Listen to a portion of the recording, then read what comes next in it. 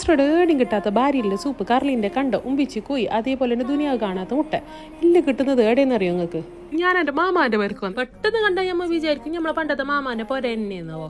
പക്ഷെ ഓരെന്താ അറിയത്തില്ല, നമ്മളെ ഉമ്മാൻ്റെ കുച്ചിൽ നിന്ന് കിട്ടുന്ന അതേ തരത്തിലുള്ള ഒരു കളറോ പ്രിസർവേറ്റീവ്സോ ഒന്നും ഇടാത്ത ഫുഡ് ഇതടിച്ച് നമ്മൾ കാസർഗോഡ് സ്വന്തം കുച്ചിൽ ഓരോ മെനു എടുത്തിട്ട് നോക്കിയിട്ട് അമ്മ ഞാൻ ഫുള്ളി ഇംപ്രസ്ഡ് ആയോ. പിന്നെ ഒന്ന് ഓർക്ക് ഡെലിവറിയും ഉണ്ടാവോ. പിന്നെ ആട്ടിൻ്റെ ഭാര്യയിലെ സൂപ്പ് ഏടി കിട്ടല്ലോ ഭാര്യയിലെ സൂപ്പ് ഇതൊരു വെറൈറ്റി തന്നെ. ഒരു കോൺഫ്ലവർ എന്തോ അടക്കത്തെ നാച്ചുറൽ ആയിട്ടുള്ള സൂപ്പ്. ഇത് കുതിരത്തിന്റെ ചിക്കൻ ബിരിയാണിയുടെ ഒക്കെ അല്ലേ ഷീറാവും ഉണ്ടാവോ, ഒരു അടിപൊളി തന്നെയല്ലേ. അപ്പൊ ശരിക്കും ഒരു കുതിര തന്നെയല്ലേ. ഇത് ലിവർ ഫ്രൈ ആണ് നമ്മളെ കറിലിന്റെ കണ്ടോ. പിന്നെ എന്ത് കാസർഗോഡ് വറുത്തരച്ച കറി ഉണ്ടാവോ. പിന്നെ മീൻ്റെത് ഫ്രൈ ഉണ്ട്, മസാലയുണ്ട്, ബിരിയാണി ഉണ്ടാവോ. ഇത് നമുക്ക് ഉച്ചക്കും കിട്ടുന്നു ലാവും കിട്ടുന്നവോ.